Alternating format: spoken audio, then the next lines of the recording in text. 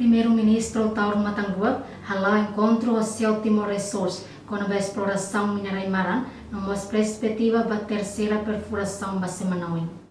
Foi em encontro com o primeiro-ministro Tauro Matangua terça-feira semana e a residência Farol dele Country Menezes Companhia Timor-Leste Filomeno Andrade Tilman Hateten Timor-Leste e a plano atu hari fábrica e Timor onde foi oportunidade para Timor-Ansira atu aprender.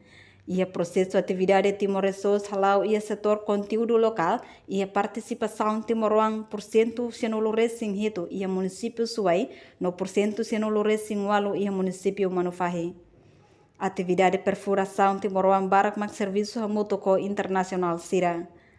A atividade Sira Selselo Carica, senhora Neia potencial makas, né, usi companhia de né, irane tamba Homos Timor-Leste hatotiona ba haturiona kataka ia tempo nebeliba kutukne Timor-Leste nunca fila kutuk ba Timor biar bajo kopir que enquanto investidor terceiro fila ba sirniran Timor-Leste serviço ena na fatendei toda halau serviço halau com permisso também da neva perfuração halau tione minamata rua ora tarau hakat ba a terceira perfuração na vez que halau essa semana hoje, né?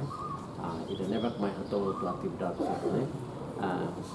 Além de Timor-Leste e a plano perfuração Minamatang e a área município Covalima, posto administrativo Suai, halo ona perfuração rua, Fetok Maus e a área Motaing, no posto Liurai e a Fatin Kamenasa, atu halo perfuração e a área Labarai.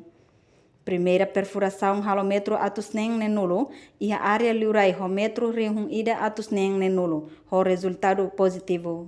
E a processo que a atividade no Beca Timor-Leste halo niane, e a setor ida bolo a conteúdo local, e ida nenham baka a participação Timor-Ansira e a atividade sirakne, exemplo baki a wahira halal teste sísmico, 97% é manubek serviço né Timor-Wan, e a Suai e a Manufahi 98%, horas de dar mos e a atividade de perfuração Timor-Ansira para serviço na barra muito internacional sirakne.